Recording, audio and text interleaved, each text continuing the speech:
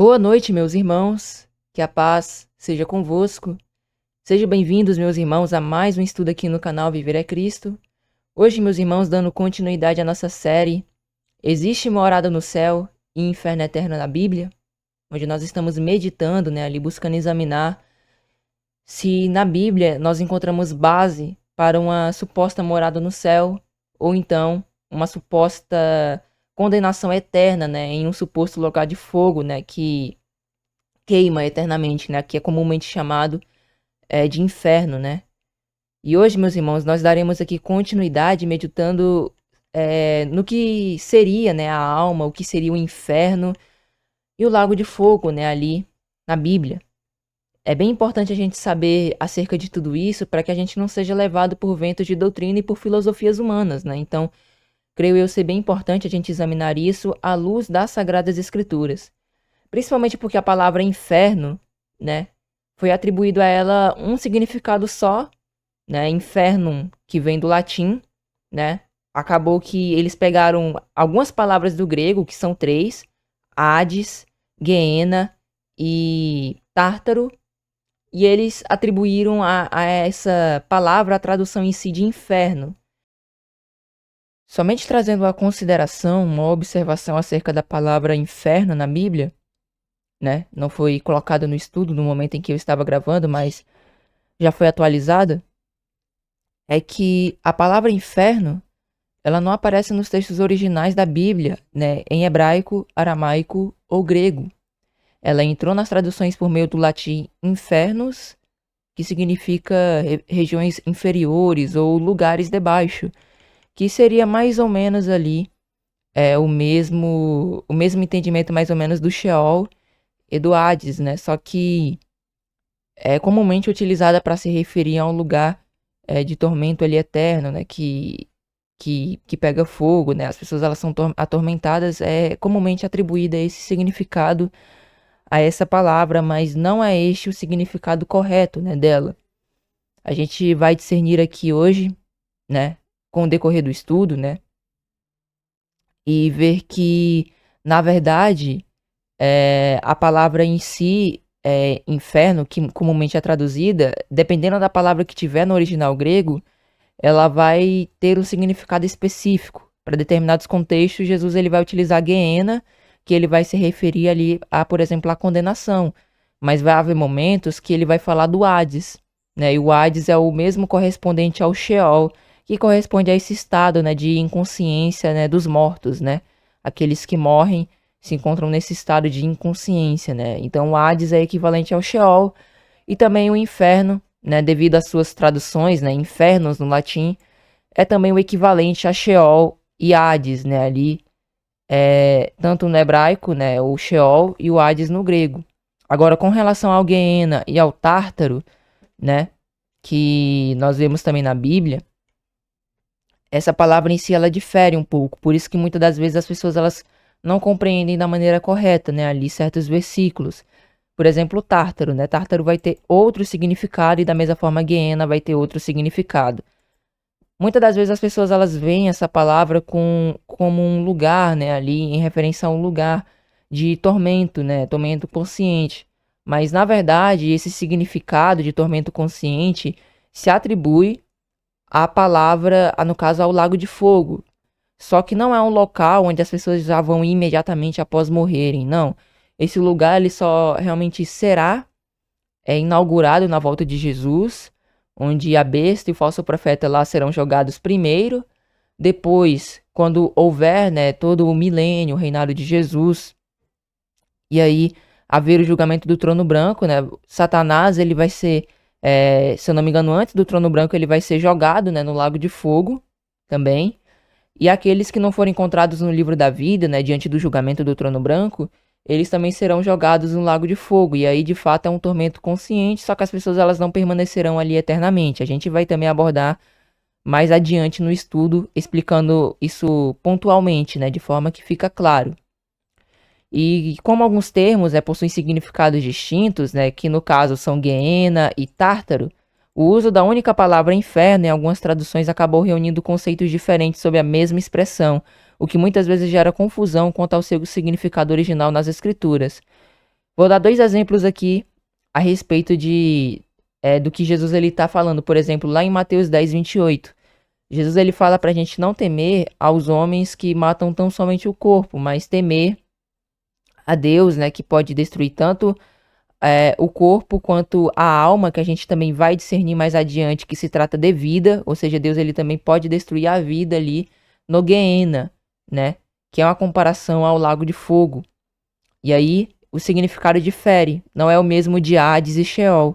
Por isso que muitas das vezes as pessoas confundem e atribuem o mesmo significado, né, ali a as outras passagens, né? Então essa meio que eles entendem o inferno como esse local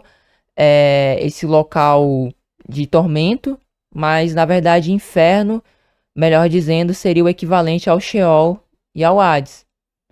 E o significado em si a respeito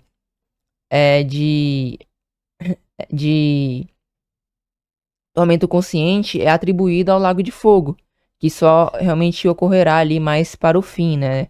Ali tanto na volta de Jesus, onde a besta e o falso profeta serão jogados primeiramente, tanto após em relação, né, ali ao julgamento do trono branco.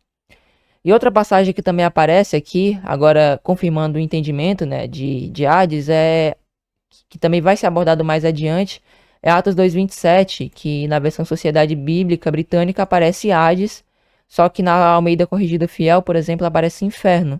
E você vê, né, realmente que às vezes fica confuso. E aqui a gente ressalta a importância da gente sempre tentar, quando aparecer a palavra inferno, a gente discernir ali qual é a palavra que aparece no hebraico ou no grego, né? Pode ser que também, se eu não me engano, existem às vezes algumas passagens do Antigo Testamento que até aparece inferno, né? Mas a maioria em si ocorre no Novo Testamento, né? E aí é bom a gente sempre examinar ali, fazer uma exegese, né? Um estudo ali do original, né? Para ver se aparece Hades, se aparece Sheol, se aparece Tártaro, para ver o que é que aparece ali no versículo, para entendermos mais a respeito, né? Se trata de um significado de estado dos mortos, né? Da inconsciência da morte, da sepultura, ou se trata da condenação, ou então até mesmo da prisão, que a gente vai ver mais adiante, né? Uma prisão espiritual, né? Ali a respeito dos anjos caídos, né? Que esse Tártaro ele é utilizado para falar ali dos anjos caídos, a gente também vai ver isso mais adiante. Que nós veremos aqui mais adiante que não se trata desse entendimento, né, que muitos têm, principalmente porque nós já abordamos, né, aqui, inclusive recomendo fortemente que os irmãos vejam, né, os últimos estudos, tanto o primeiro, né, tanto aqui o primeiro, claro que foi mais que um resumo, né, ali foi mais para apresentar realmente todo o conteúdo. Se Deus assim permitir, pretendo estar trazendo mais estudos acerca do reino, né? Onde será? O reino será no céu, será na terra, né? Pretendo também trazer esses estudos, né? E hoje aqui a gente vai diretamente entender o que seria também o inferno, né? Hoje, de uma forma mais direta aqui, nós complementaremos e entenderemos melhor isso. Também recomendo que os irmãos vejam acerca do significado da parábola do rico e do Lázaro, que também é comumente utilizada para dar uma, entre aspas, base, né? Uma suposta base para esse tipo de doutrina. E também recomendo que os irmãos vejam o que seria, né, ali, o que a Bíblia diz, né, a respeito do estado dos mortos, né? O que seria o estado dos mortos, né? Como os mortos se encontram. Então, recomendo que os irmãos vejam, né, que os irmãos estudem, vejam aqui esses vídeos, né, como bereanos, meditando nas Sagradas Escrituras, para que não sejamos levados, né, por filosofias, ventos de doutrina, e seja lá o que for que pode ser visto, né, como engano, principalmente diante de várias e várias interpretações, né. O intuito aqui do canal é tanto pregar o evangelho, mas também pregar aquilo que se aproxima, aquilo que tem base, né, nas escrituras. A gente não vai pregar ali coisas que não tem base, né, nas Sagradas Escrituras. A gente não vai inventar doutrina. O que nós pregamos aqui é o que a Bíblia nos diz. E hoje a gente também vai fazer um estudo de exegese, né? A gente vai ver as palavras no grego, buscaremos ali compreender melhor. Então, recomendo que os irmãos se atentem a esse estudo, né? É um tanto difícil de se entender, principalmente diante das doutrinas que já são colocadas em nossa cabeça desde a nossa meninice, né? Tanto a respeito da alma, né? Dizem que a alma é um tipo um espírito que vive preso de você, e aí só quando você morre que essa alma é liberta. Ou seja, muitos creem nisso, ou então já também por tradição creem em uma morada no céu, ou então em um inferno, né? Que são coisas que já adianto que não tem base na Bíblia, né? A gente explicou a respeito da parábola do rico e do Lázaro, nós abordamos também a respeito do estado dos mortos, também recomendo que os irmãos vejam a respeito da consulta de Saul a necromante, que também é bem interessante a gente entender acerca desse assunto, para que também não sejamos levados por ventos de doutrina, né? Alguns acabam afirmando que foi Samuel que apareceu ali naquele momento, mas nós defendemos com base na Bíblia, que na verdade não foi Samuel, se tratava de um espírito enganador que se disfarçou de Samuel e enganou a Saul, mesmo porque a gente não pode dizer que agora Samuel apareceu por um meio que Deus já proibiu antes, né? Então a gente não pode afirmar que Samuel apareceu naquele momento, né? Então se os irmãos verem, né, esse estudo ele vai falar a respeito do estado dos mortos também, mas de uma forma mais resumida. Então, recomendo que os irmãos vejam aqui também esse vídeo aqui, essa pregação, né, esse estudo a respeito do estado dos mortos, pois nós também explicamos ali com base nas Sagradas Escrituras o entendimento bíblico, né? Claro que sempre buscando meditar, né, naquilo que a Bíblia nos ensina, né? É importante também ressaltar que todos nós devemos ser bereanos e meditar naquilo que as Sagradas Escrituras nos dizem e nos apresentam, né? A gente não vai aqui ficar criando achismos, doutrinas, não, né? Temos que ser como os bereanos, que assim como Paulo pregava, né, e eles iam lá e verificavam para ver se as coisas que eles pregavam sucedia assim mesmo, nós também devemos ser estes que, quando alguém prega, a gente deve estar sempre ali conferindo nas Sagradas Escrituras para ver se realmente é assim que sucede. Então, sem mais demoras, né, já demos início aqui com essa introdução. Vamos agora introduzir aqui no estudo, né, para a gente não demorar muito e conseguimos finalizar de uma forma também explicativa, mas também não muito maçante, né, para não ficar tão longo e prolongar muito e acabar que fique difícil, né, de se entender. Então vamos lá. Ao chegarmos a esse ponto, né, esse ponto do estudo que a gente já abordou ali, se existe ou não, a gente deu meio que uma introdução, né, como já abordei no primeiro vídeo, abordamos sobre a parábola do rico e do Lázaro, o estado dos mortos, e ao chegarmos a esse ponto, é importante analisar com cuidado o que a Bíblia realmente quer dizer quando fala de inferno, né? Muitas vezes essa palavra, ela traz, né, ali à mente a ideia de um lugar de tormento consciente, com fogo eterno, mas essa compreensão nem sempre corresponde ao uso original dos termos bíblicos, né?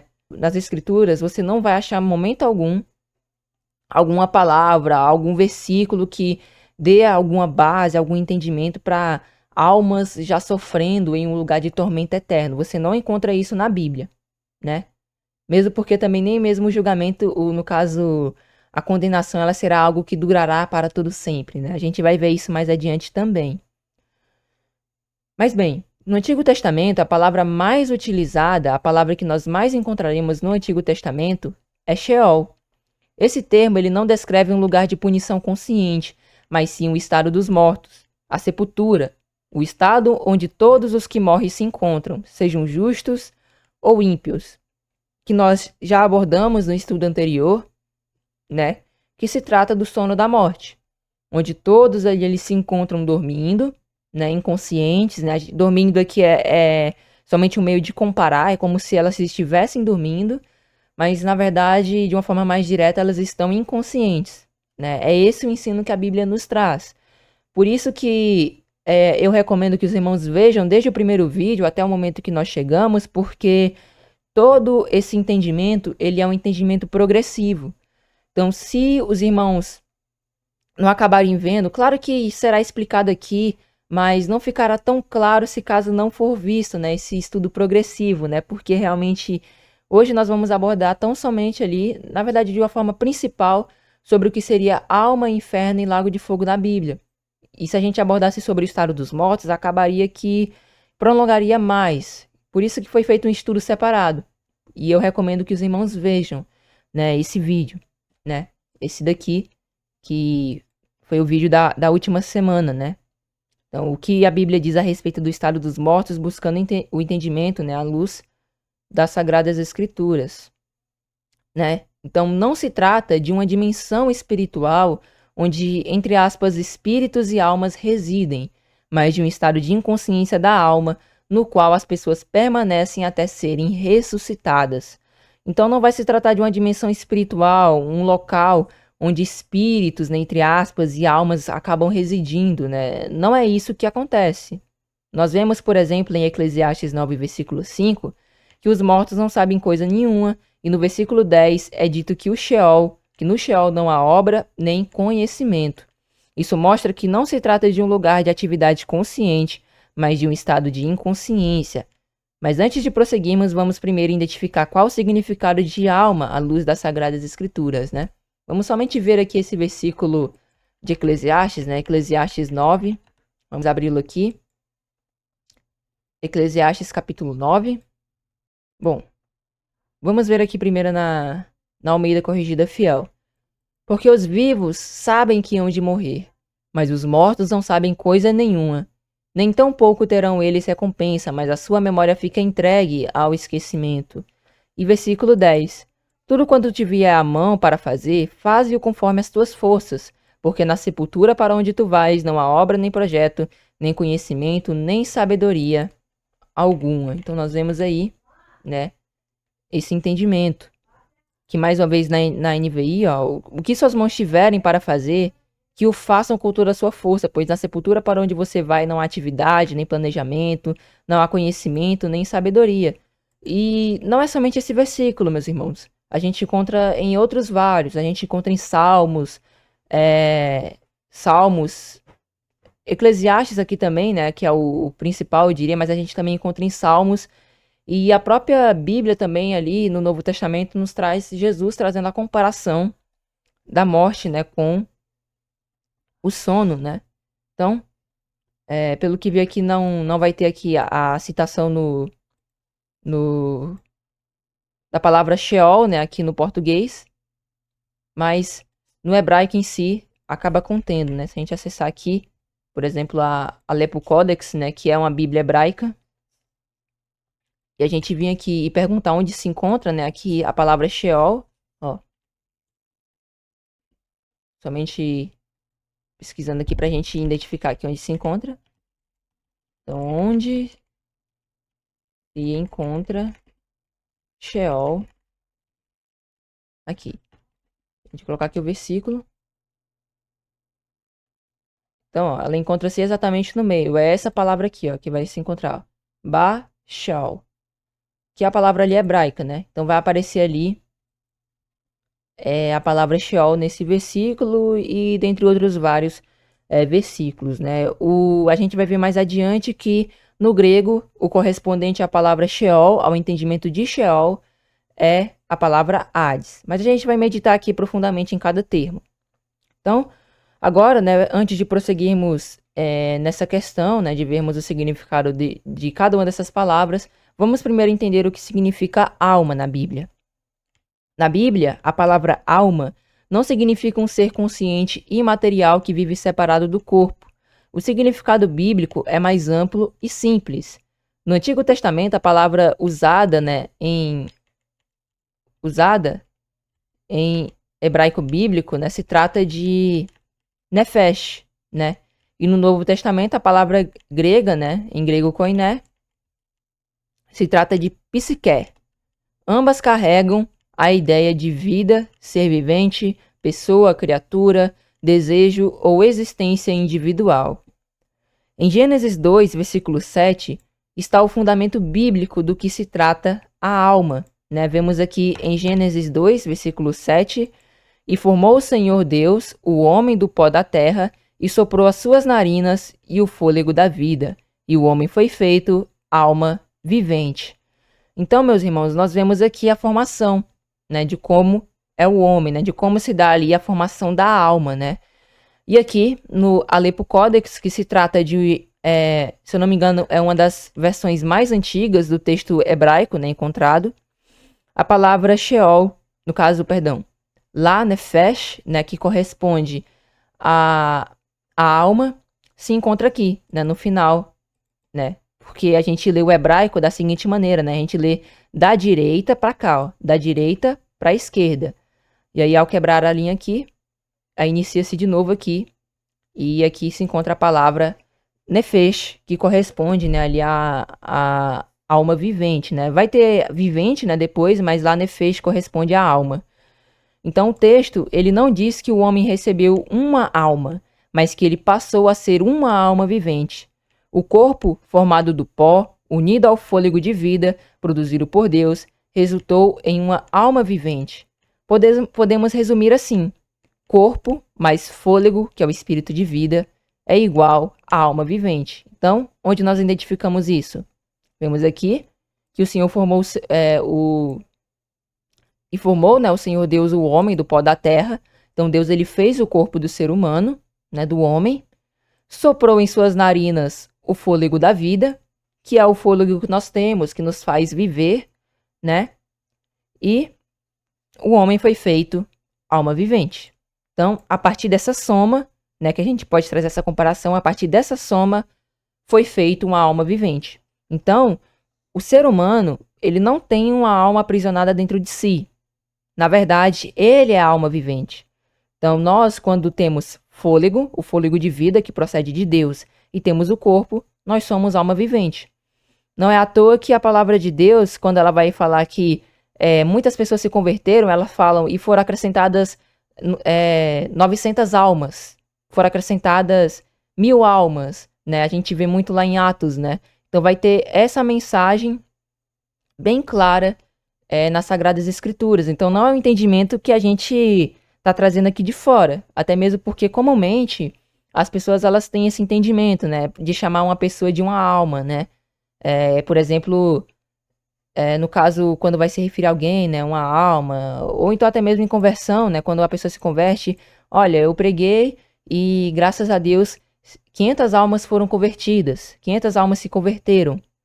Então, esse entendimento não é algo de fora, é algo que realmente está prescrito aqui nas Sagradas Escrituras, aqui em Gênesis 2:7, que é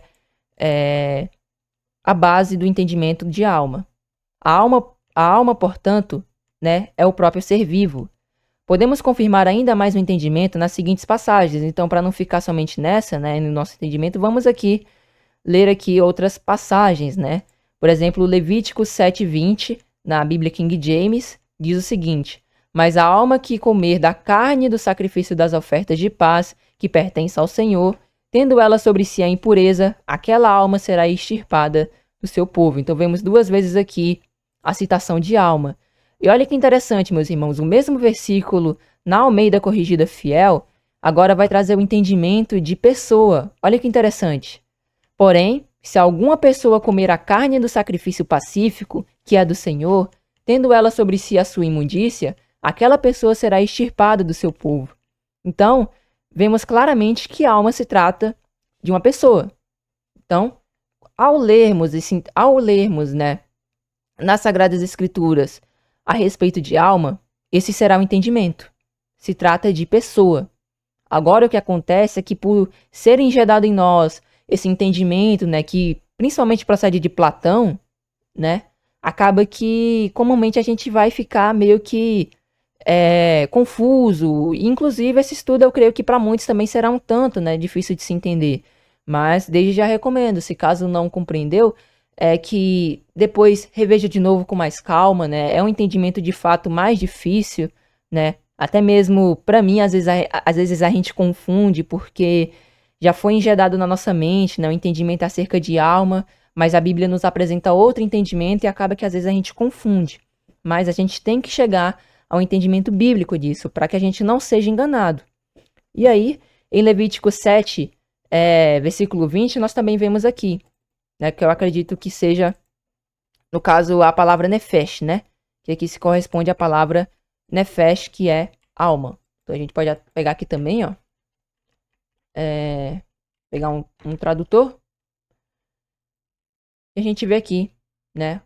Verá nefesh, que corresponde à alma.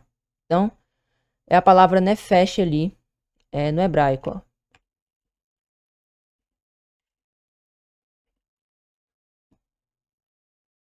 Então, ó, verá nefesh. Então, palavra correspondente ali à alma. E agora, Levíticos 17, versículo 11, agora na Almeida Corrigida Fiel, diz assim: porque a vida da carne está no sangue, pelo que vô-lo tenho dado sobre o altar, para fazer expiação pelas vossas almas, porquanto é o sangue que fará expiação pela alma, né? Inclusive eu nem destaquei aqui, né? A palavra alma ali. Então, nós vemos aqui, ó. Porque a vida da carne está no sangue, pelo que vô-lo tenho dado sobre o altar, para fazer expiação pelas vossas almas, né? Não vai fazer expiação por um suposto espírito da pessoa, vai fazer expiação pela pessoa, né? Talvez de algum pecado. Claro que os sacrifícios em si representavam, né, ali o que Cristo faria, né? E ele já consumou na cruz. Porquanto, né, é o sangue que fará expiação pela alma. E aí nós vemos aqui em Levíticos 17:11, que nós já vemos a substituição da palavra vida por alma, agora na Almeida Revista Corrigida, porque a alma da carne está no sangue, pelo que vos tenho dado, né, sobre o altar, para fazer a expiação pela vossa alma, porquanto é o sangue que fará expiação pela alma. Então, quando diz que a alma da carne está no sangue, não é que um espírito está no sangue, mas que a vida da pessoa, a vida daquele ser, né, está na pessoa, né? No caso, está naquele sangue, né? Por isso que a Bíblia também proíbe a gente de comer o sangue, né? Porque no sangue, né, o sangue tem vida, né? E a vida do ser em si está no sangue e a Bíblia proíbe, né, que a gente coma. Inclusive, tem até realmente um significado mais profundo, né? Eu só não estou me lembrando no momento, mas a Bíblia em si, ela também nos proíbe. Nós vemos lá no Concílio de Jerusalém, se eu não me engano, né, que é dada a instrução para os gentios se apartarem do sangue, e o próprio Antigo Testamento, né, também nos deixa claro que a gente não pode consumir sangue, né, na Bíblia. A gente não pode, em hipótese alguma, consumir ali sangue de animais. E também, agora somente no hebraico, né, a gente vê aqui as palavras correspondentes a nefesh. Então, também foi colocado aqui mais algumas, né, por exemplo, Josué 11, versículo 11, Atos 2, 41, Gênesis 1:20, Gênesis 1:24, Romanos 13:1. Vamos somente ver essa passagem de Atos 2:41, porque eu creio que aqui vai falar a respeito das almas, né, convertidas. Então, ó, de sorte que foram batizados os que de bom grado receberam a sua palavra, e naquele dia agregaram-se quase 3.000 almas. Então aqui não está dizendo que foi 3.000 espíritos, né, ali que foram convertidos, não. Foram 3.000 pessoas que se converteram ao evangelho. Então na NVI, ó, 3.000 pessoas, confirmando o nosso entendimento. E também foi feita aqui uma pesquisa acerca de Romanos 3, versículo 11, que eu só vou ter que achar aqui. Olha aqui. Nós temos aqui a palavra psique, né, que corresponde ali ao nefesh, no hebraico. E a gente pesquisou aqui o significado, né, em Romanos 13:1, o significado dessa palavra. Aí, em Romanos 13:1, a palavra grega traduzida é psique, que significa alma, vida ou ser. No versículo, a expressão toda alma, ou passa psique, né, é usada como um hebraísmo, figura de linguagem, que quer dizer toda pessoa ou todo ser humano. Olha que interessante, né, meus irmãos? Confirma o entendimento. É um hebraísmo, se trata de um hebraísmo que corresponde a toda pessoa, todo ser humano. Então a gente não está aqui se baseando em algo extra-bíblico ou algo fora da Bíblia, ou então um entendimento da minha parte, né? Não, é a Bíblia que está dizendo isso, é a palavra de Deus. E claro que também fazendo o estudo da exegese a gente compreende melhor isso. Então olha que interessante, né? A Bíblia confirmando, né, ela mesma. A Bíblia se interpreta, né? Ela se auto-interpreta. E a gente meditando, né, no significado das palavras, a gente compreende até melhor. Porque cada palavra ali, ela não foi colocada de qualquer forma, né? Ela foi colocada com algum propósito. Então, confirmamos aqui, através de Atos 2:41, Romanos 13:1. e os outros entendimentos e os outros versículos que a gente colocou. A Bíblia ela também mostra claramente que a alma pode morrer. Em Ezequiel 18, versículo 4, nós lemos, né, o seguinte: Eis que todas as almas são minhas, como é a alma do Pai, assim também a alma do Filho é minha. A alma que pecar, essa morrerá. Se a alma fosse naturalmente imortal, esse texto seria contraditório. A Escritura nunca afirma que a alma é inerentemente imortal. Pelo contrário, a imortalidade é apresentada como algo que Deus concede futuramente aos salvos. E olha que interessante, né, meus irmãos? A partir do entendimento que a gente discerne que na Bíblia, alma se trata de uma pessoa, se trata realmente de uma pessoa, um ser, uma vida. Esse entendimento de imortalidade da alma se torna algo realmente que, nossa, faz nem sentido nas Sagradas Escrituras.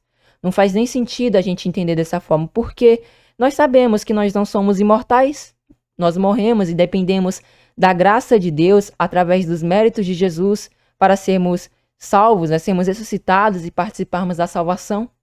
Então, a partir de quando a gente entende que a alma não se trata de um espírito, né, que é preso dentro da gente, essas questões todas que se baseiam em filosofias, quando a gente entende que não é dessa forma, a gente compreende que também a alma ela não é imortal. A Bíblia mesmo nos apresenta isso, meus irmãos. Por quê? Porque a vida eterna é algo prometido àqueles que estão em Cristo Jesus. Não há um versículo sequer dizendo, agora os condenados, eles serão imortais e pagarão ali, né, sofrerão ali sempre eternamente, mesmo porque a Bíblia não diz que, né, somente realmente traduções que dão a entender isso, mas o entendimento exegético, né, realmente a compreensão das Sagradas Escrituras nos aponta que não é um sacrifício, no caso não é um sofrimento eterno, né, a condenação. Então,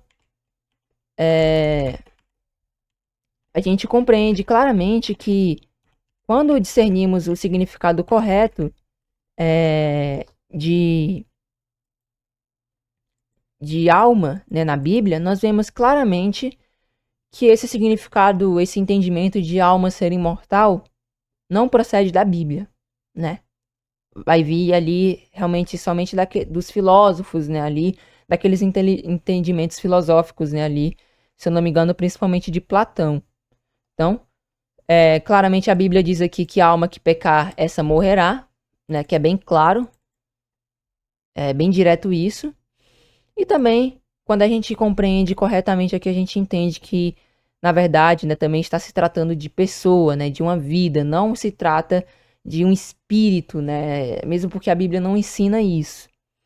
Então, depois que entendemos corretamente o conceito da alma nas Escrituras, o pensamento de imortalidade da alma se apresenta equivocado, já que a alma se trata do próprio ser em si. Então, nós passamos a compreender melhor, por exemplo, Mateus 10, versículo 28, que nos diz: Não temais aos que matam o corpo, mas não podem matar a alma. Temei antes, né, aqueles que podem fazer perecer na guiena, né, que é ali, que a gente vai discernir depois, que se trata de uma comparação de Jesus feita ao lago de fogo, em uma região, né, ali era um local, inclusive a gente pode até acessar aqui, ó, o Guiena, era um local ali utilizado para depósito de lixo, né, onde lixo era queimado, se encontra ali nas regiões de Jerusalém. Jesus faz essa comparação com o lago de fogo, né, e aí ele diz, né, temei antes aquele que pode fazer perecer na guiena tanto a alma como o corpo. E aí quando você entende o conceito de alma, você já compreende aqui o significado de alma nesse versículo. O que é que Jesus está querendo dizer de uma forma mais direta, né?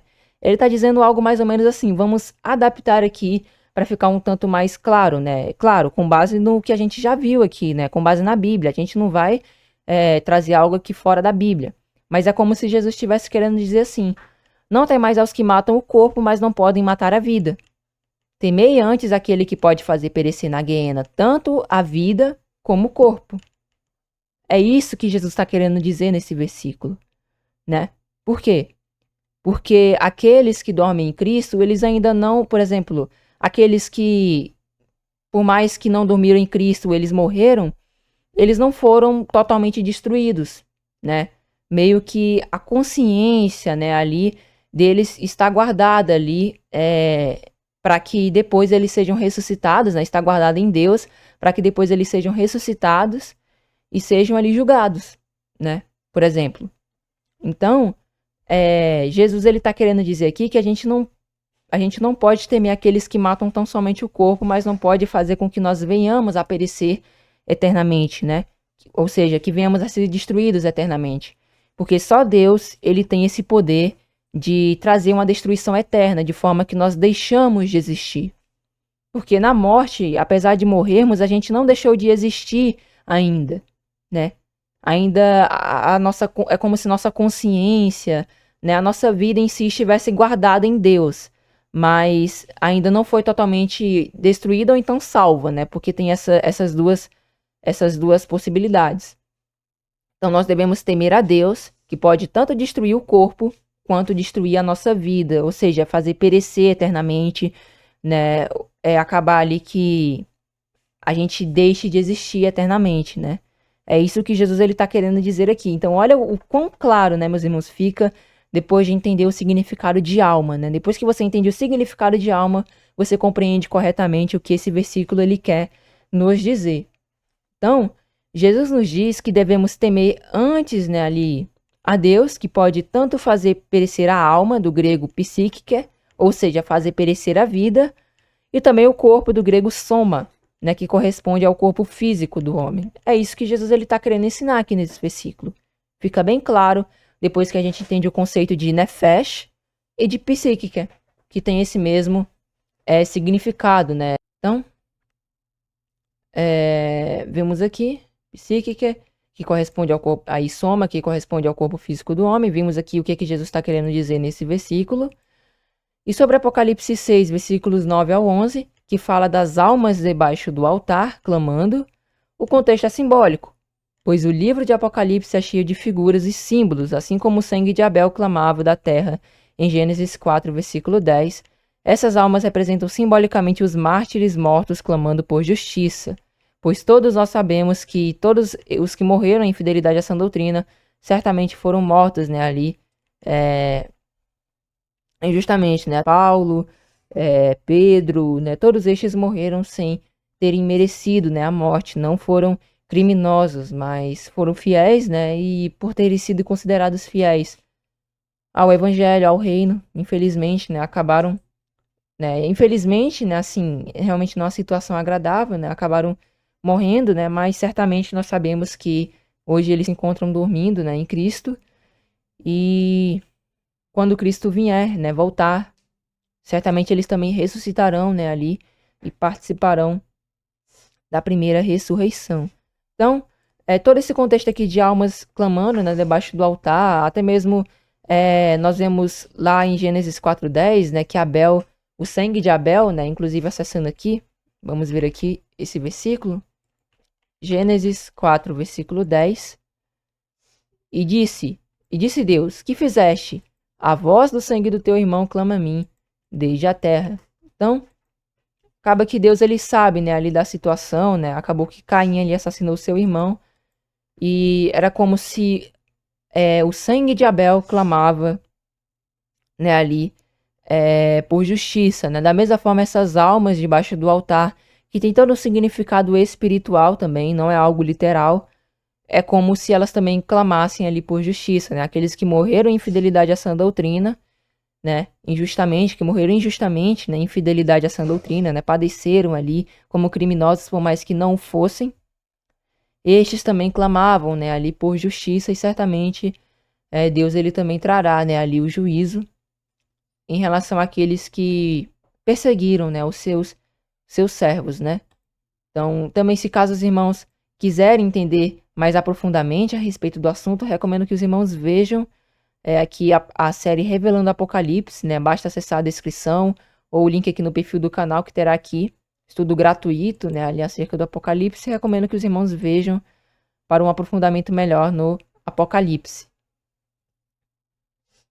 E Deus, né, em sua justiça, já separou um dia para vingar aqueles que morreram por amor a ele.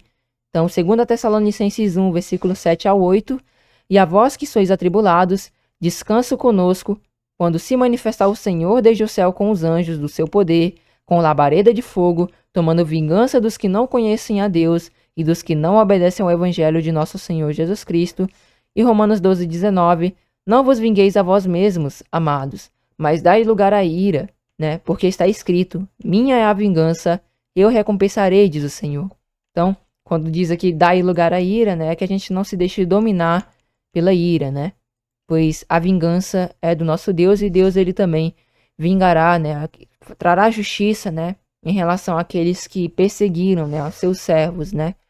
Claro que a gente não vai clamar, né? Pelo mal, pelo juízo daqueles que nos perseguem. Temos que seguir o princípio, né? Que Jesus nos deu de orarmos por aqueles que nos perseguem, pois a nossa batalha não é contra carne nem sangue. Mas, né? Sabemos que Deus, ele sim trará juízo, né? Em relação a estes. Né? Então, e não estamos dizendo que devemos buscar a vingança da parte de Deus contra aqueles que nos fazem mal. O próprio Jesus ensinou que devemos orar por aqueles que nos perseguem, Mateus 5,44, para que também alcancem o arrependimento e a salvação. Afinal, a nossa batalha não é contra carne e sangue, mas contra as forças espirituais da maldade, conforme Efésios 6, versículo 12. O texto, portanto, não pode ser usado para anular os muitos textos claros que afirmam que os mortos estão inconscientes aguardando a ressurreição. Então, utilizar esses versículos aqui, né, também para tentar provar uma suposta, né, morada, no caso, uma suposta consciência imediata após a morte, né, não entra em conexão com o ensino bíblico. Mais uma vez, é uma figura, né, aqui a ser tratada. Abel não estava clamando diretamente por justiça, né, ali a Deus. Certamente diante daquela situação, né, era como se Abel ele clamasse e Deus ele sabia, né, daquela situação e foi um ato de injustiça, né, ali da parte de Caim. Da mesma forma, essas almas clamando debaixo do altar são aquelas pessoas, né, aqueles, né, inclusive o entendimento aqui de almas, né, as pessoas que no contexto ali da passagem, né, era como se essas pessoas elas clamassem pela justiça de Deus, né, diante daquelas situações, porque nós sabemos, né, o quão grande foi o sofrimento daqueles que permaneceram fiéis, né, mas certamente eles permaneceram fiéis, trocando a sua própria vida em prol de ganhar, né, a eterna, né, trocando a passageira pela vida eterna. O texto, portanto, não pode ser usado para anular os muitos textos claros que afirmam que os mortos estão inconscientes aguardando a ressurreição. Quanto à morte, Eclesiastes 12, versículos 1 ao 7 declara que lembra-te também do teu Criador nos dias da tua mocidade, antes que venham os maus dias e cheguem os anos dos quais venhas a dizer, não tenho neles contentamento. Antes que se escureçam o sol e a lua, né, e a luz e a lua e as estrelas, e tornem a vir as nuvens depois da chuva.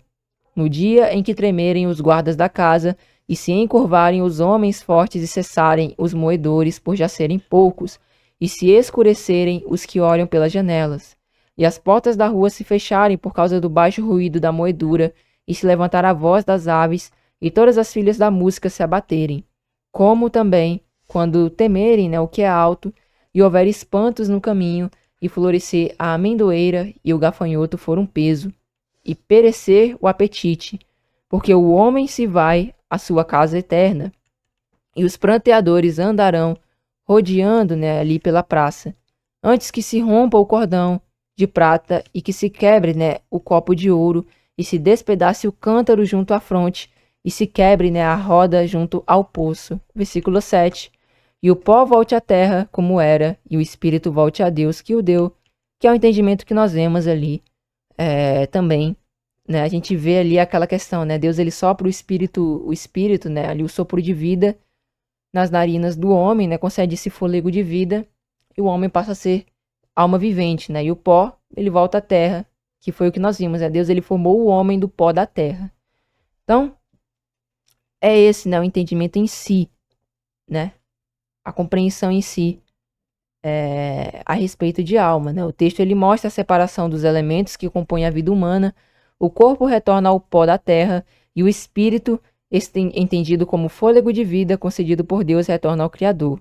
A palavra hebraica, né, no original ali para espírito é verá, ruá, que confirma esse entendimento, pois o termo ruá possui significados de espírito, vento e sopro, ou fôlego, dependendo do contexto em que é utilizado. O versículo não afirma que a alma consciente sobe ao céu, mas destaca que a vida, né, ali pertence a Deus e dele procede, que é o que nós vimos, né, meus irmãos, aqui em Gênesis 2:7, né, acerca da formação, né, vem ali o pó da terra, o sopro, né, que é o fôlego de vida, e torna-se alma vivente, né, que somos nós. Nós somos alma vivente, né, um ser, né, um ser com vida. É esse o entendimento de alma. Alma corresponde a uma pessoa ou a um ser, né, pode ser também um animal, né, um animal também é uma alma vivente, né, porque tem fôlego, né, tem fôlego de vida e também tem ali o corpo.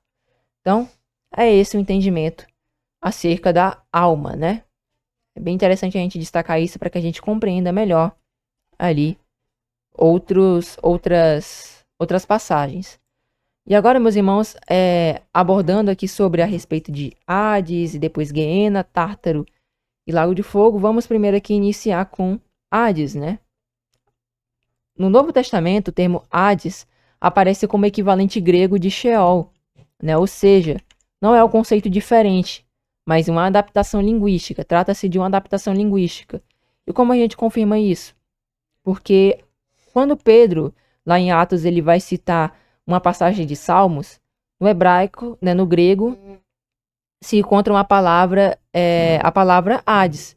Mas no hebraico original, aquela passagem a gente encontra, na verdade, a palavra Sheol, né? Então, no grego, que é o que original que se encontra em Atos, a gente encontra Hades, e no hebraico, né, ali corresponde a Sheol, né? Se a gente acessar ali, se eu não me engano, é uma passagem de Salmos, né, que ele vai citar aqui em Atos 2:27, que é o que nós veremos aqui adiante. Então, em Atos, né, dos Apóstolos 2, versículo 27, ao citar os Salmos, é dito que a alma de Jesus não foi deixada no Hades, indicando que ele esteve no estado dos mortos, não em um lugar, né, ali de tormento, né? E a respeito da alma de Jesus não ser deixada no Hades, é que a vida de Jesus não foi deixada nesse estado de sonolência, né, da morte, de inconsciência da morte. Nós vemos aqui em Atos 2:27, na versão Sociedade Bíblica Britânica, o seguinte: porque não deixarás a minha alma no Hades, nem permitirás que o teu santo veja a corrupção. Na NVI, porque tu não me abandonarás no sepulcro, nem permitirás que o teu santo sofra decomposição. Na Almeida Corrigida Fiel, pois não deixarás a minha alma no inferno, nem permitirás que o teu santo veja a corrupção. E aqui na versão hebraica, nós vemos aqui, na verdade, perdão, na versão grega, né, a gente vê aqui a palavra Hades, né, que é Adou, né, que corresponde a Hades, né, que é o Hades que nós encontramos aqui, por exemplo, na versão Sociedade Bíblica Britânica. E no hebraico de Atos 2:27, né, a gente pode até ver aqui que palavra é esta, né, aqui na versão hebraica. Só para a gente confirmar aqui,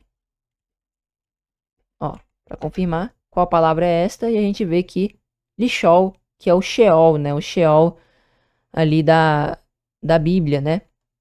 Aqui nesse sentido vai ter que perguntar, mas é porque depende do contexto. Então, se a gente pesquisar qual palavra é esta em Atos 2:27, por exemplo, aí vai afirmar que se trata do Sheol, ó, como a gente vê aqui, ó, Sheol, o lugar, né, ali é o estado em que os mortos em si se encontram, né? Não se trata de um lugar físico, né? É o estado em que as pessoas que morrem se encontram.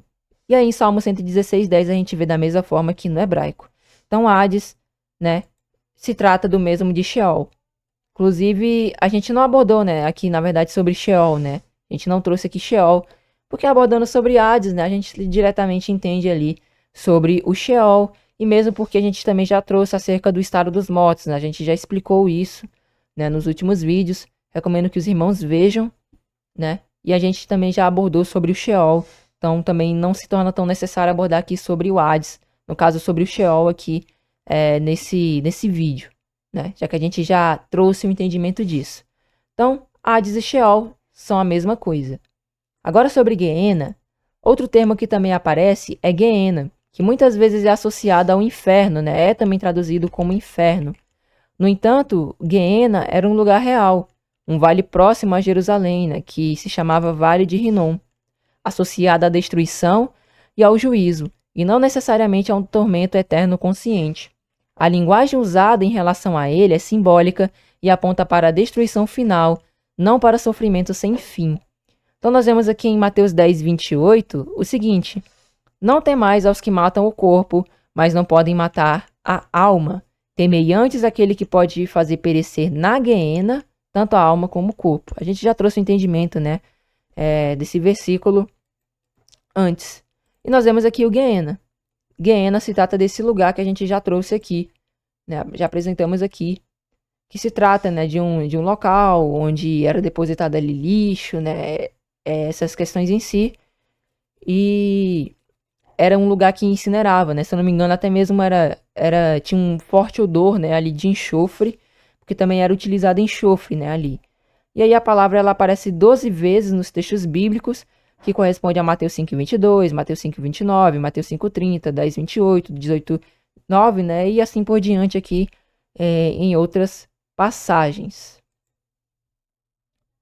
E na versão Almeida Corrigida Fiel, né, do mesmo versículo, e não temais os que matam o corpo e não podem matar a alma, temei antes aquele que pode fazer perecer no inferno a alma e o corpo. Então a gente vê aqui, né, inferno, no caso Guiena sendo traduzido como inferno, que mais uma vez não é o correto. Né? O mais correto mesmo seria que eles trouxessem nas traduções a palavra Guiena, né? E talvez até mesmo trouxesse o significado, né, do que se trata essa palavra, né? Mas infelizmente, devido aos tradutores terem, né, aquele entendimento preconcebido, colocaram, né, ali inferno aqui e meio que faz uma mesclagem, as pessoas entendem que está se referindo tudo à mesma coisa, mas não é bem assim. Nesse versículo, Jesus está trazendo uma comparação acerca realmente da condenação, né? Então ele está comparando com a condenação. E aqui, né, em Atos 2:27, que é uma profecia, né, lá de Salmos 16:10, acerca de Jesus, está falando a respeito do estado dos mortos. Mesmo porque se a gente querer afirmar que Jesus foi para o inferno, entra em contradição, né? A gente dizer que Jesus foi para um lugar de tormento eterno e depois foi tirado de lá, né? Fica sem sentido algum. Então, Guiena aqui se trata da comparação ao lago de fogo, que nós também veremos mais adiante. E o mesmo versículo aqui, ó, inclusive a gente vê a confirmação, né, aqui, ó, do psique, né, das duas palavras ali, ó, psique, que corresponde à alma. Nós vemos aqui a palavra Guiena, né, Guiena no grego. Então, quando observamos o desfecho bíblico, isso fica ainda mais claro. Em Apocalipse 20:14 está escrito que a morte e o Hades foram lançados no lago de fogo. Isso é significativo. Se o inferno fosse um lugar literal de tormento eterno, como ele poderia ser lançado, né, no lago de fogo? O texto mostra que o Hades, o estado dos mortos, será destruído, ou seja, a própria morte será eliminada. Então, meus irmãos, até mesmo esse versículo de Apocalipse fica difícil de entender. Por quê? Porque as pessoas elas vão pensar que Hades ou inferno se trata de um lugar literal, de um lugar onde as pessoas elas ficam queimando eternamente, né? Elas entendem dessa forma. Mas como é que fica? Um lugar que pega fogo ser jogado num lago de fogo, né? É realmente um entendimento que fica sem sentido, né? Realmente não tem sentido algum. Então, quando diz aqui que a morte e o Hades foram lançados no lago de fogo, significa que a morte e esse estado, né, essa questão em si de a gente permanecer nesse estado dos mortos, né, quando morremos, né, que esse estado de consciência, eles foram destruídos, foram eliminados, né, isso depois ali, se eu não me engano, do julgamento do trono branco, né, depois de todas as almas ali no lago de fogo terem sido destruídas, né, aqueles que foram condenados terem sido destruídos, se trata disso, né, não tem como a gente afirmar que um lugar literal foi jogado no lago de fogo. Se trata realmente da destruição ali completa da morte, né? E desse mesmo estado que aqueles que morrem, né, acabam se encontrando. É esse o entendimento aqui acerca de Guiena, né? Guiena é uma referência ao Lago de Fogo que a gente vai ver, né, aqui depois de Tártaro. Abordando agora, meus irmãos, sobre Tártaro. O Tártaro, por sua vez, não é apresentado como um lugar onde os seres humanos mortos estão sofrendo atualmente, mas sim como uma condição de prisão e juízo reservada aos anjos caídos. Em 2 Pedro 2:4 está escrito da seguinte forma na versão Almeida Corrigida Fiel: porque se Deus não poupou aos anjos que pecaram, mas havendo-os lançado no inferno, os entregou às cadeias da escuridão, ficando reservados para o juízo. E no grego, 2 Pedro 2:4, nós vemos aqui tartarós, né? Se eu não me engano, está tartarós, né? Aqui no grego, que é essa palavra aqui, tartarós. No caso aqui, tartarossas, né? Tartarossas. A palavra grega usada aqui é tartarossas, derivada de tártaro, e o contexto não fala de homens mortos, mas especificamente de anjos que pecaram e estão reservados para o juízo. Vamos somente ler isso aqui e eu quero trazer um comentário acerca disso. Isso está em conformidade com Judas 1, versículo 6, que diz: e os anjos que não guardaram o seu principado, mas deixaram a sua própria habitação, reservou na escuridão e em prisões eternas até o juízo daquele grande dia. Ou seja, o Tártaro está relacionado à prisão espiritual dos anjos caídos, aguardando o julgamento futuro. O que é que se trata, meus irmãos, o Tártaro na mitologia grega? Né? Eu não estou trazendo aqui o entendimento deles, né? Mas eu acredito que seja uma comparação que o apóstolo Pedro aqui ele trouxe, né, em relação a esse versículo, e se confirma, né, pelo que a gente vê a respeito daqueles anjos caídos, né, que não reservaram, né, o seu estado realmente de glória, acabaram sendo levados, né, pelo engano de Satanás, se deixaram levar pelo engano de Satanás, e aí Deus os reservou, né, ali em prisões, né, até o dia do juízo, né. O que é que significa? Na mitologia grega, Tártaro corresponde a um estado onde titãs, né, e aqueles que se rebelavam, né, contra os falsos deuses eram condenados e eles sofriam, né, ali permaneciam presos, se eu não me engano. É esse o entendimento. Agora, no contexto bíblico, essa palavra ela foi atribuída um novo significado, mas tem esse entendimento de prisão. Inclusive, nós vemos também na Bíblia que Satanás ele será lançado no abismo onde ele ficará preso. Então também pode ser uma comparação a esse abismo. Também tem essa possibilidade. Mas o entendimento aqui é um estado de prisão, é um estado de escuridão que esses anjos caídos foram presos, né?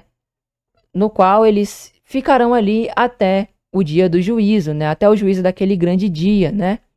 E até mesmo, meus irmãos, aqui vai colaborar esse versículo 6, ó, com o entendimento que também nós explicaremos mais adiante acerca do eterno, né?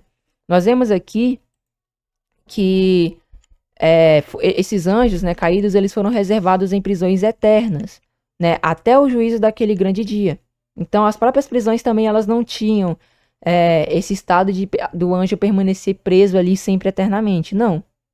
Eles ficaram presos ali até o dia até o juízo, né, até o dia do grande juízo, né, que é o que está sendo dito aqui.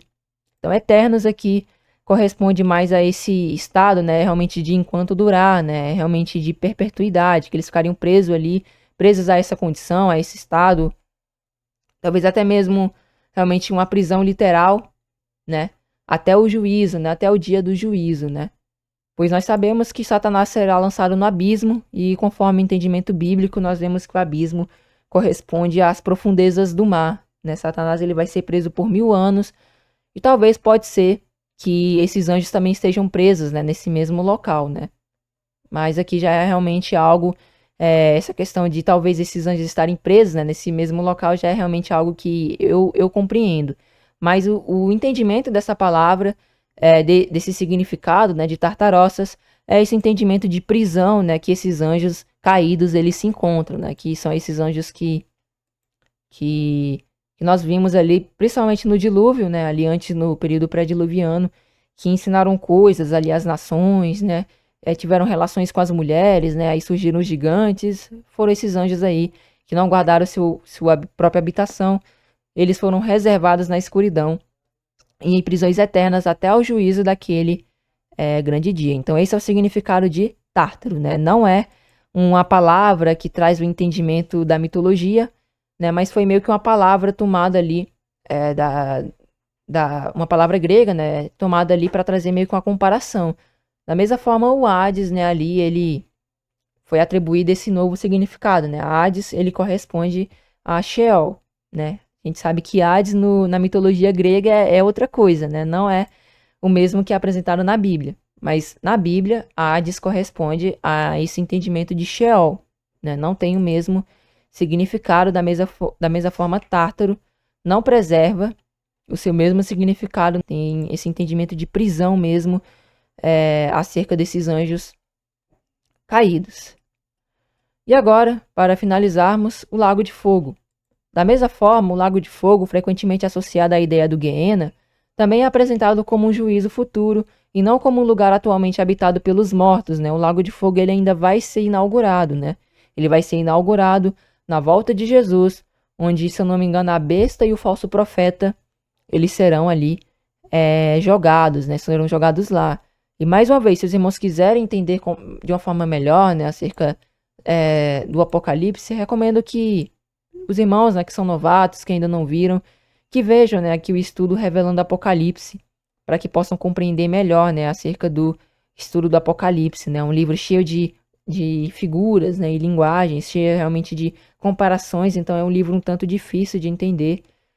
E esse estudo, né, realmente convida também, como bereanos, né, ali a fazer a meditação, né, nas Sagradas Escrituras, né, um estudo baseado ali na Bíblia e realmente conforme a Bíblia nos apresenta também na visão historicista, né, que é a que predomina na Bíblia, né. É dito ali a João que ele deveria anotar as coisas que já aconteceram, as que estão acontecendo e as que hão de acontecer. Então, a visão historicista é a que predomina. Assim, mas bem, não é o tema hoje, né. Vamos prosseguir aqui adiante. Então, Apocalipse 19, no versículo 20, revela que na volta de Cristo somente a besta e o falso profeta foram lançados no lago de fogo, e somente depois do milênio haverá o julgamento do trono branco, e aqueles que não participaram da primeira ressurreição serão julgados, né? E aí aqueles que forem condenados serão lançados no lago de fogo, mas aqueles que foram absolvidos poderão participar da vida eterna. Claro que não é como a primeira ressurreição, vai ser como se estivesse no corpo de Adão, né? Aquele corpo do princípio, né? Que ainda assim é um corpo era o corpo, a gente diria que perfeito, né? Era um corpo que não havia pecado, né? Mas realmente não é no mesmo estado de glória, por exemplo, dos corpos, né? Daqueles que estão salvos, né? Que é o corpo glorificado. Então, aqueles que forem absolvidos no julgamento poderão participar da vida eterna na condição de Adão. Aqueles que participarem da primeira ressurreição participarão como salvos no corpo glorificado, que é o mesmo corpo do Senhor Jesus Cristo. Então, Apocalipse 19 e 20, nós vemos o seguinte: E a besta foi presa, e com ela o falso profeta, que diante dela fizeram os sinais, com que enganou os que receberam o sinal da besta e adoraram a sua imagem. Estes dois foram lançados vivos no lago de fogo, que arde com enxofre. Então, nós vemos aqui que a besta, né, e o falso profeta foram lançados no lago de fogo, que foi ali no momento da volta, né, do Senhor Jesus. A gente pode acessar aqui Apocalipse 19 e 20, pra gente pegar o contexto, né? Também te pegando aqui no caso Apocalipse 19. Então a gente vê aqui, ó.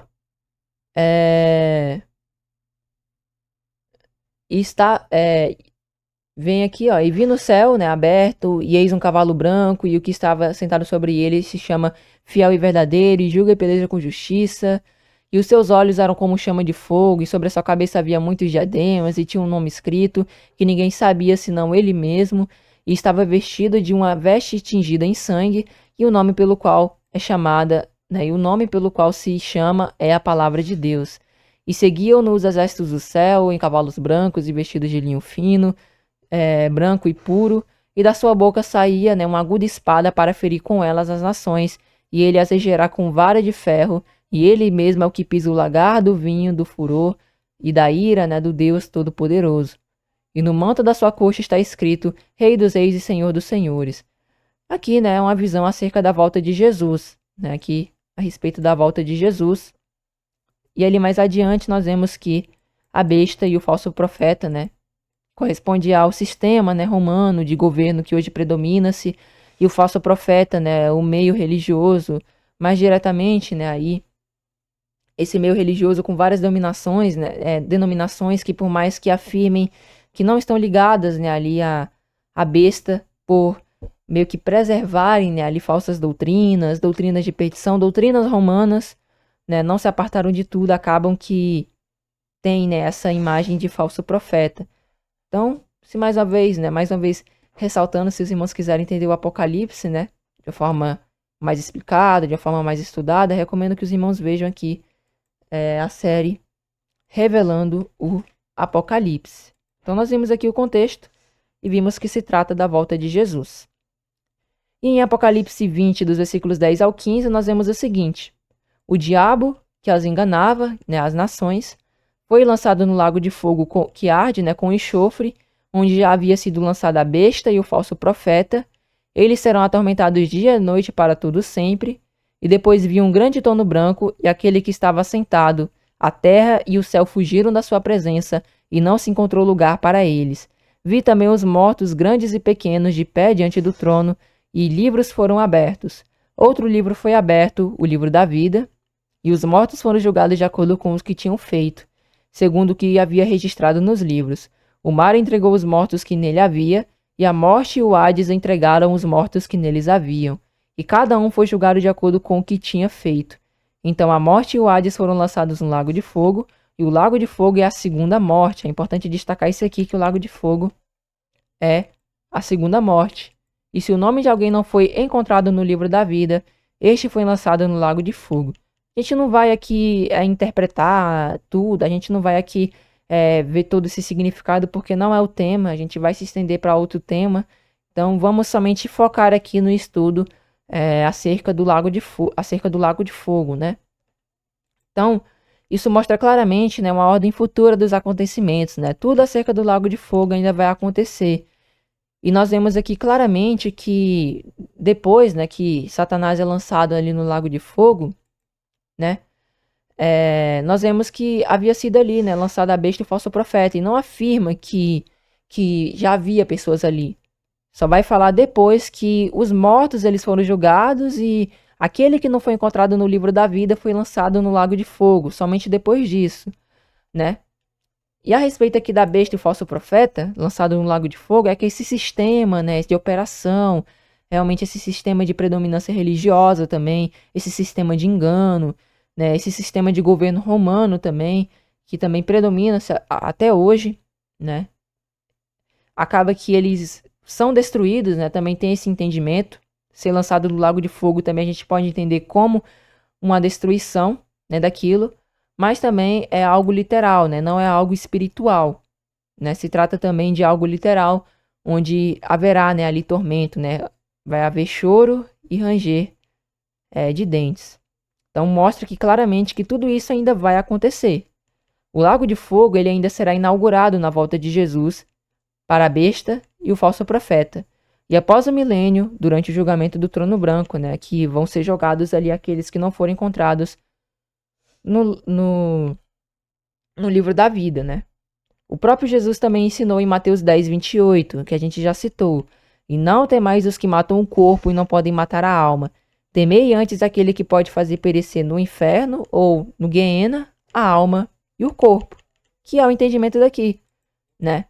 Aqueles que forem lançados no lago de fogo, eles perecerão.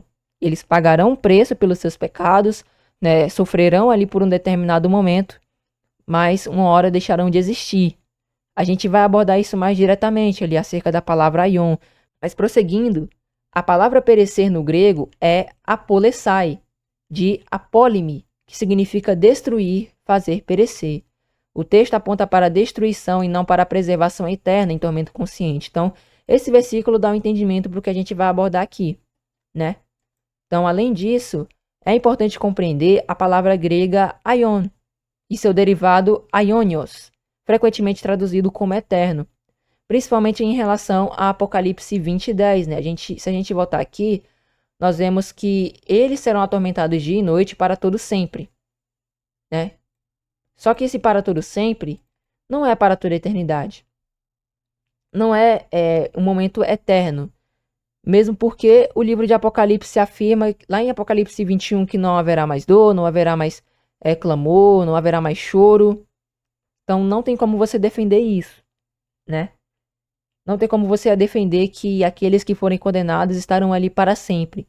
Mesmo porque também Deus ele não tem prazer na morte do ímpio, mas que ele se arrependa, né? Que ele se converta e se arrependa. Então nesses dois entendimentos, né? Apocalipse 21, que fala que não haverá mais choro, nem clamor, nem realmente dor. E também que Deus ele não tem prazer na morte do ímpio.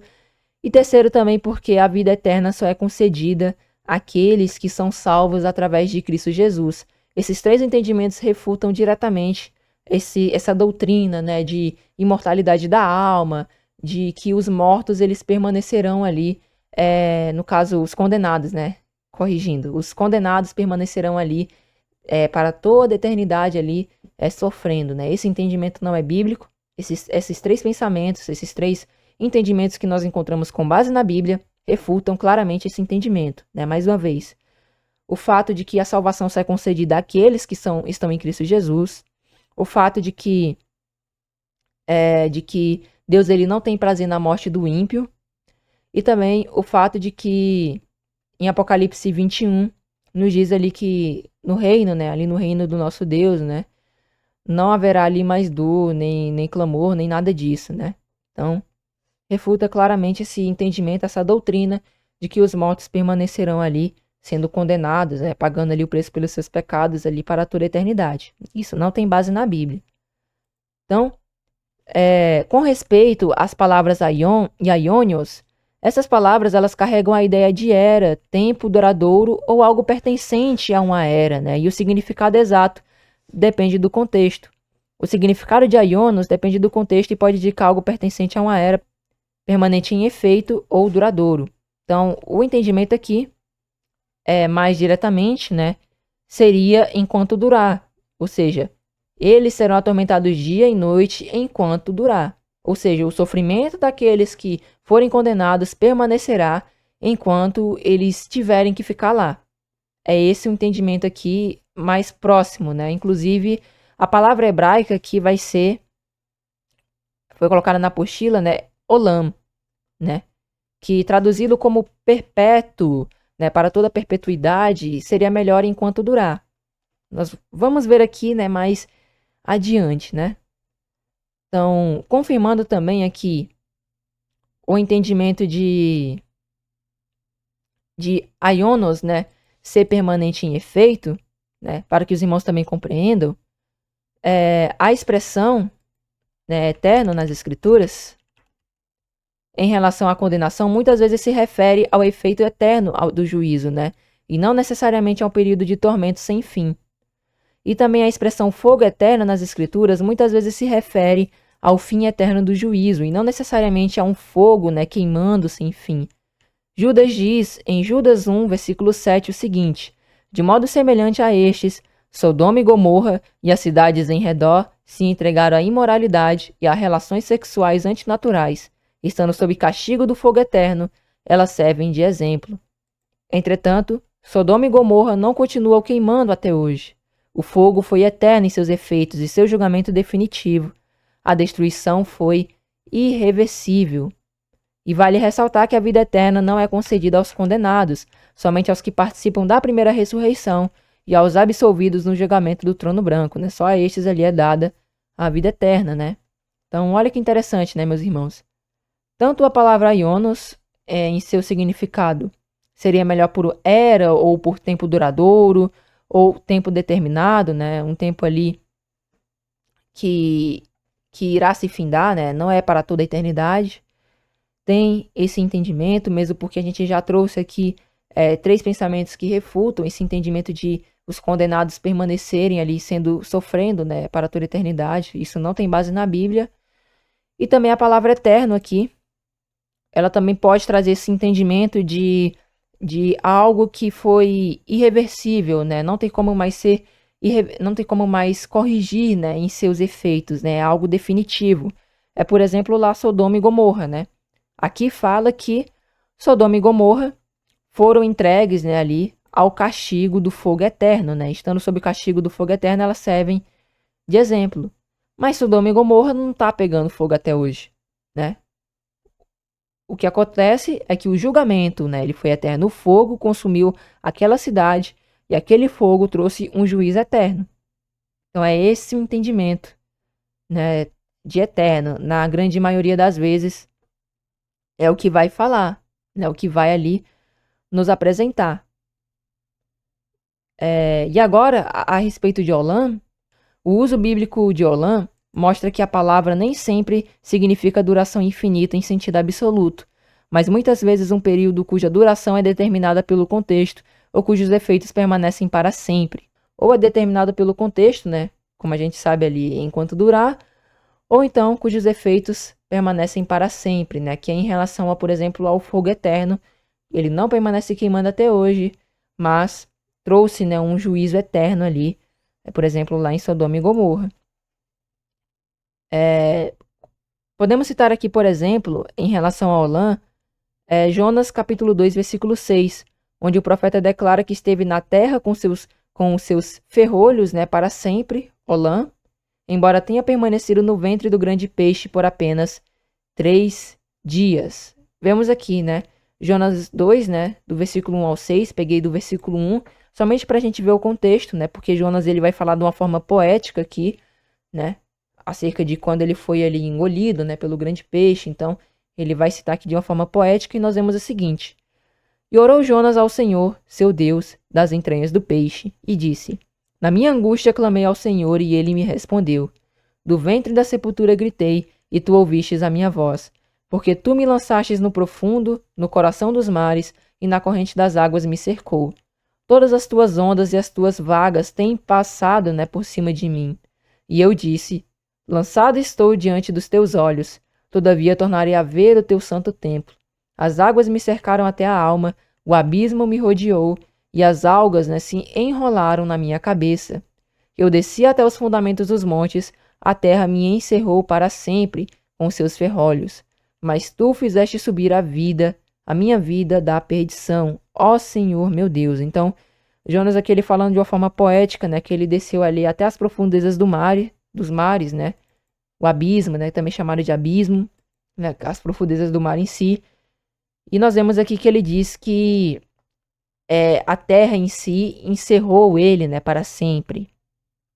E lá na versão hebraica, né, no Alepo Codex, na versão hebraica, eu só quero ressaltar que Jonas 2,7, né, no caso, a palavra em si só vai aparecer no versículo 7, né, aqui aparece no versículo 6, mas é porque se trata de uma questão de junção, né, nas traduções acabam que juntam, né, esses termos, né, ali o versículo 7, aí forma esse versículo 6, e aí aqui na versão em português a gente encontra a palavra sempre no versículo 6, e no versículo 7, no hebraico é que a gente vai encontrar a palavra ali, é Olam. Inclusive eu fiz até uma pesquisa aqui a respeito disso, né. Deixa eu ver se eu acho aqui, ó. Então, ó, a palavra Olam, ela não aparece nesse trecho, né, que você enviou, Jonas 2,6, mas ela surge imediatamente no versículo seguinte, né, no versículo 7 na Bíblia hebraica. Muitas traduções em português juntam esses versículos ou alteram a numeração em relação ao texto massorético original. O termo aparece logo na continuação da frase sobre as trancas da terra. Então, somente uma questão para falar, né, a respeito aqui da posição das palavras, mas o termo correspondente a sempre aqui é Olam, né? É Olam, que corresponde ali a sempre, né? Perpétuo, tem esse sentido. E outro exemplo que nós também vemos aparece em Levíticos 16, versículo 34, onde o ritual da expiação é chamado de perpétuo, né? Olam. Nós vemos aqui, Levíticos 16, versículo 34. E isto vos será por estatuto perpétuo, para fazer a expiação pelos filhos de Israel de todos os seus pecados, uma vez no ano. E fez Arão como o Senhor ordenara a Moisés. E em Levítico 16 a gente vê aqui, ó, a palavra, se eu não me engano aqui é estatuto, e perpétuo é essa daqui, Olam. Mas, no entanto, o próprio Novo Testamento ele ensina que os sacrifícios levíticos eram figuras que apontavam para o sacrifício perfeito de Cristo. Hebreus 10, versículos 11 ao 14. Então, como a gente sabe, né, no Novo Testamento, né, claro que é importante ressaltar que não foram todas as leis que foram cumpridas, né, somente aquelas que apontavam para Cristo, né? Que se trata, né, das leis cerimoniais, aquelas que consistiam em festas, né? As festas, essas coisas em si, né? Elas tiveram ali o seu pleno cumprimento. Por exemplo, essa daqui, né, de fazer todo ano a expiação pelos filhos de Israel de todos os seus pecados, né? Aqui é chamado de estatuto perpétuo, mas a gente não pode dizer que durou para todo sempre, né? Houve um momento na cruz em que se findou, porque Cristo cumpriu isso. Se trata de uma figura, de realmente uma imagem, né, daquilo que viria, né? A gente vê isso lá em Hebreus 10, versículos 1 ao 14, né?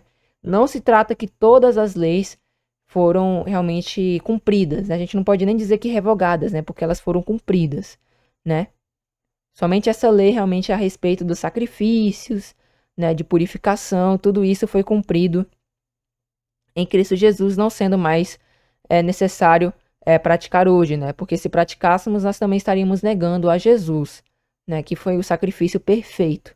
Agora, em relação aos 10 mandamentos, em relação às leis acerca das carnes impuras, e até mesmo algumas leis ali prescritas em Levíticos, né? Que não tem um significado realmente um significado profético, né? Um significado assim de realmente remeter a algo futuro, essas leis a gente deve seguir. Agora, essas leis que consistem em sacrifícios, em, em, em purificação, né? Tudo isso acabou ali sendo consumado em Cristo Jesus. Até mesmo Daniel 9, né? Ali, acerca da última semana, né? Em que Jesus, ele é ali cortado, né? Acaba que fala ali que vai fazer cessar a oblação, né? Vamos até ver aqui, Daniel capítulo 9. Se a gente acessar aqui, Daniel 9, diz aqui, acerca das 70 semanas, diz aqui, ó. E depois das 62 semanas, será cortado o Messias, né, no meio da semana, mas não para si mesmo. Aqui, na verdade, é o versículo 24, perdão. Então, 70 semanas estão determinadas sobre o teu povo e sobre a tua santa cidade, para cessar a transgressão, para cessar a transgressão, para dar fim aos pecados, para expiar a iniquidade, e para trazer a justiça eterna, e selar a visão e a profecia, e para ungir o Santíssimo. Então, olha que interessante, né? Jesus foi que cumpriu isso, né? Ele cessou a transgressão, deu fim aos pecados, né? Ele expiou a iniquidade, né? Ele cumpriu aquilo que as leis levíticas acerca dos sacrifícios prescriam, né? Eles diziam antes, né? E aí fala que no meio da semana, né? Depois das 62 semanas, aqui, ó. E ele firmará aliança com muitos por uma semana, e na metade da semana fará cessar o sacrifício e a oblação, que é o Messias que faz isso, não é o anticristo, né? Não foi o anticristo que fez cessar os sacrifícios, nem a oblação. Não foi ele, foi Jesus, né? Esse é o entendimento errado acerca de Daniel 9, né? Que saiu ali, se eu não me engano, de um padre jesuíta, né? Que foi para tirar ali de cima do Papa, né? Ali o pensamento, né? Do anticristo, porque todos ali realmente daquele período confirmavam e tinham em comum acordo que o Papa se tratava do anticristo, né? Que não se trata de um anticristo que vai vir e aí no meio da semana vai quebrar, né? Ali a aliança, não se trata disso. Se trata do Messias. Por quê? Porque Jesus, ele teve, né, um ministério de 3 anos e meio. No meio desse ministério ele foi cortado, né? Cortado, ou seja, ele morreu, mas claro que ressuscitou. E nisso que ele fez, ele cessou o sacrifício e a oblação, porque não é mais preciso fazer sacrifícios para pagar o preço pelos pecados, né? Cristo é o nosso Cordeiro, né? Ele é o Cordeiro Pascal, do qual se ofereceu em favor de nossos pecados, para que hoje, né, sejamos justificados pelos seus méritos. E adiante, né, e sobre as asas das abominações, virá o Salvador, tudo isso aqui corresponde ao Tito Vespasiano, né? Tito Vespasiano, que veio ali e depois destruiu o templo, né? Eu também vou estar deixando na descrição um estudo acerca das 70 semanas, se caso os irmãos forem novatos, se caso ainda tem dúvidas acerca disso, para que os irmãos também vejam, né, e assistam. Realmente é muita coisa, é muito entendimento, mas Deus ele vai nos guiando, né, ali, para que compreendamos melhor a sua palavra. Então, assim o termo Olam, ele não exige necessariamente duração infinita, mas pode indicar uma instituição válida, né, durante todo o período determinado por Deus para o seu propósito. Assim, essa expressão enfatiza a totalidade e a irrevogabilidade do juízo divino, assim como ocorre em diversos textos proféticos e apocalípticos. A linguagem destaca a certeza e a permanência do resultado do julgamento. O contexto imediato reforça essa compreensão, pois poucos versículos depois o próprio texto afirma que o lago de fogo é a segunda morte, né? A segunda morte aqui, melhor dizendo, a destruição, né? A destruição em si da vida, né? Em si daquele ser, né? Que foi condenado, indicando destruição definitiva e não concessão de vida eterna aos condenados. A gente não pode dizer que a vida eterna foi dada àqueles que estão condenados, né? Eles serão ali consumidos. A Bíblia, né, ela ensina repetidamente que somente Deus possui imortalidade em si mesmo, 1 Timóteo 6,16, e a vida eterna é um dom concedido aos salvos, conforme Romanos 6,23. Por isso, muitos textos descrevem o castigo dos ímpios em termos de destruição, perdição e morte, enquanto a vida eterna é reservada aos que forem aprovados por Deus. 1 Timóteo 6, dos versículos 13 ao 16, nós vemos aqui, diante de Deus, que a tudo dá vida, e de Cristo Jesus, que diante de Pôncio Pilatos fez a boa confissão, eu lhe recomendo. Guarde esse mandamento imaculado, irrepreensível, até a manifestação de nosso Senhor Jesus Cristo, a qual Deus fará se cumprir no seu devido tempo. Ele é o bendito e único soberano, o Rei dos reis e o Senhor dos senhores, o único que é imortal e habita na luz inacessível, a quem ninguém viu nem pode ver. A ele seja honra e poder para sempre. Amém. Então se trata aqui do nosso Deus, né? Nenhum homem, a não ser Jesus, viu a ele, né? Nenhum homem contemplou ali a Deus, a não ser o nosso Senhor Jesus Cristo, né? Deus, ele também é espírito, né? Então só ele ali tem imortalidade, né? Só ele tem a imortalidade inerente a ele mesmo, né? Ele mesmo é a fonte da vida, né? Deus, ele é a fonte da vida e ele mesmo é a vida, né? E Romanos 6:23, porque o salário do pecado é a morte, mas o dom gratuito de Deus é a vida eterna por Cristo Jesus, nosso Senhor. Então não tem como conseguir a vida eterna a não ser através de Jesus.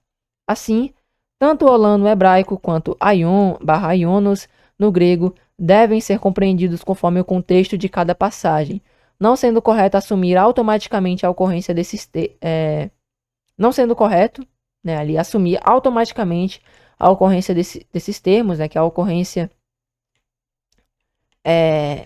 desses termos indique sofrimento consciente sem fim, mas sim aquilo que é duradouro, definitivo ou permanente em seus efeitos. Dessa forma, à luz das Escrituras, o inferno não deve ser entendido como um lugar atual, né, de tormento consciente, mas como uma forma de se referir ao estado dos mortos, né, Sheol/Hades, que será finalmente destruído. A ideia de um lugar de sofrimento eterno, como muitas vezes é apresentada, não se sustenta quando analisarmos, né, ali os termos bíblicos em seu contexto e o conjunto do ensino das Escrituras. Assim, mais uma vez, a Bíblia aponta para uma esperança futura, a derrota da morte, a ressurreição e a restauração, e não para o cenário atual de tormento eterno. Amém, meus irmãos? Então, fico aqui também deixando uma recomendação, diante de todo esse entendimento, né? Claro que também não é fácil, se caso os irmãos não entenderam, recomendo que os irmãos vejam novamente, pois certamente é algo mais difícil de se entender, é de fato uma mensagem, um entendimento mais profundo, principalmente diante de doutrinas que já são pregadas no meio religioso, ainda assim se torna um tanto difícil de acatar, né, de receber essa mensagem, nesse entendimento. É um tanto difícil, às vezes dá até um pouco de dor de cabeça, mas recomendo que os irmãos vejam novamente para entender mais profundamente acerca de Hades, né, acerca de Gehenna, do Sheol, que a gente já abordou indiretamente, do Tártaro e também do Lago de Fogo, né? E também deixo a minha recomendação que quando os irmãos forem meditar em alguma passagem e ali falar inferno, recomendo fortemente que os irmãos busquem ver ali qual é a palavra que se encontra no grego, Pois aí os irmãos poderão entender o que seria, né, ali. Por exemplo, se falar de Hades, tá falando a respeito ali do estado em que as pessoas se encontram, né, o estado de sonolência, de inconsciência da morte. Guiena, tá falando de Guiena, tá falando a respeito da condenação. Tártaro, sim, tá falando a respeito da prisão dos anjos, né, da prisão daqueles anjos caídos, né, que não conservaram, né, o seu principado, o seu, o seu estado em que se encontravam, né, de glória. E a respeito do Lago de Fogo, também espero que tenha ficado claro, né, acerca da condenação, né, que não se trata de algo que fica para toda a eternidade, mas se trata de algo que tem um período ali, um período enquanto durar, né? Então seria melhor aqui eles serão, por exemplo, eles serão atormentados dia e noite enquanto durar, ou enquanto for necessário. Então tem um momento, um tempo em si que não foi determinado, mas pelo contexto a gente sabe que vai acabar em algum momento. Fora que, né, não tem como a gente defender imortalidade da alma, porque nós já vimos que alma se trata de uma pessoa, né, da vida em si, do ser, né, de uma pessoa em si, né, corpo mais espírito, né, que é o fôlego de vida, corresponde à alma vivente. Então, a gente também não pode afirmar que a alma é imortal, né.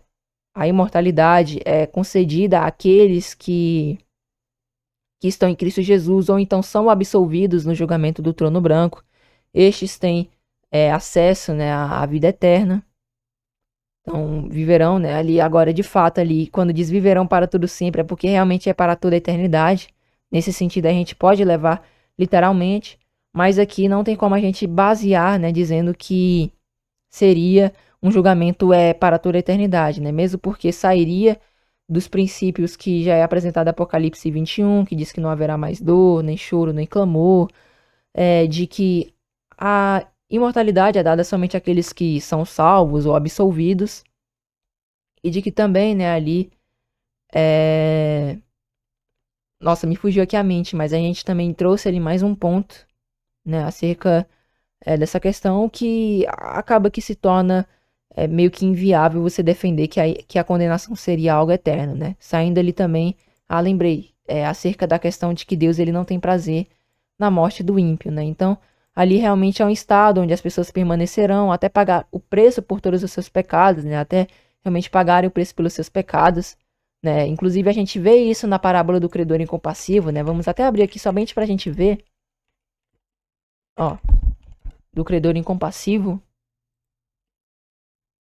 Se encontra em Mateus, capítulo 18. Vamos lá somente pra gente dar uma conferida, que é interessante também.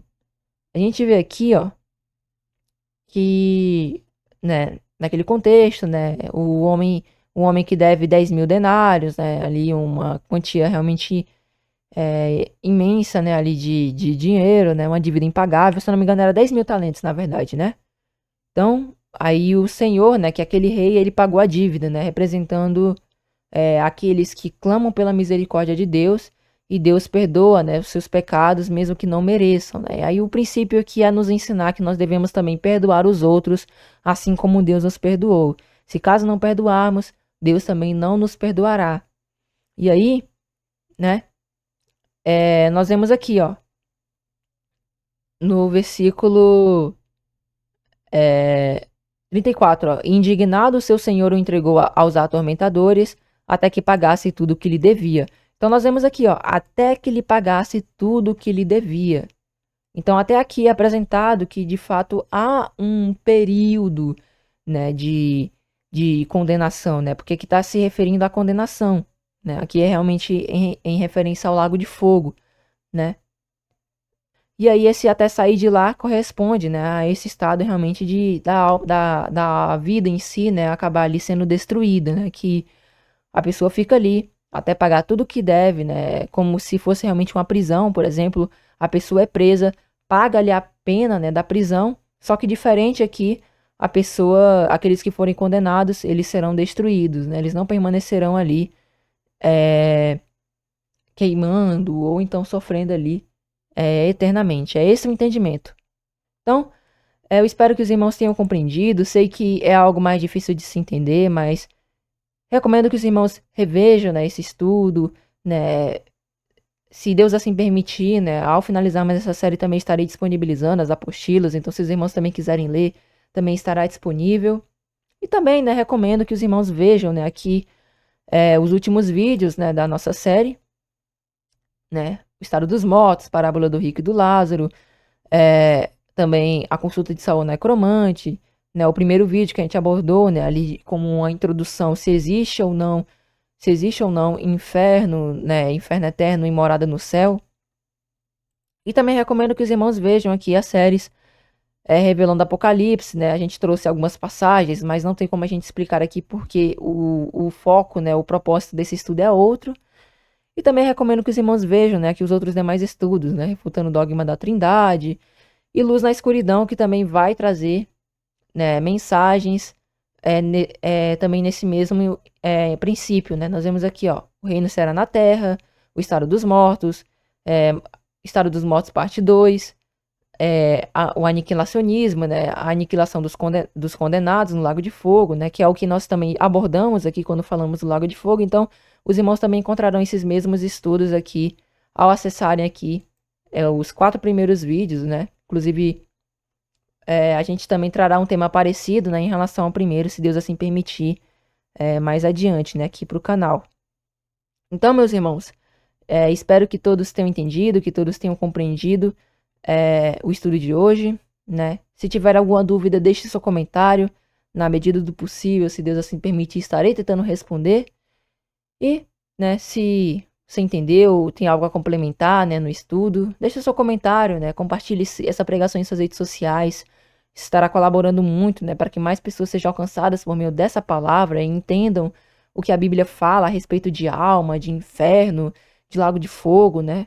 E não sejam levados por ventos de doutrina, e certamente, né, estaremos aí operando, levando, né, o evangelho do reino mais adiante, né? Nesse trabalho de formiguinha, os irmãos colaboram, ajudando ali na propagação desse estudo. Então, meus irmãos, espero que todos tenham entendido, que todos tenham compreendido, que também tenham sido edificados, né? Vale ressaltar que esse estudo também não tem o propósito de trazer medo, né, em relação à condenação, mas trazer o entendimento, né, acerca daquilo, pois nós sabemos que aqueles que estão em Cristo Jesus, né, como diz lá em Romanos 8, nenhuma condenação há para aqueles que estão em Cristo Jesus. Se perseverarmos obedecendo a Deus, guardando seus mandamentos, abstendo-nos do mal, né, obedecendo ali todos os seus 10 mandamentos, e aquilo que também nos cabe obedecer, né, claro que não é por mérito, né, mas sempre buscando ter essa fé que expressa obras, estando em Cristo Jesus, certamente, né, no fim, seremos encontrados como salvos, desde que vigiemos e perseveremos nesse caminho. Então, desejo desde já, né, uma excelente semana a todos, espero que todos tenham entendido o estudo, né, que Deus assim nos sustente e nos guie durante toda essa semana. Até a próxima, se assim Deus nos permitir, né, desejo uma ótima noite de sono a todos.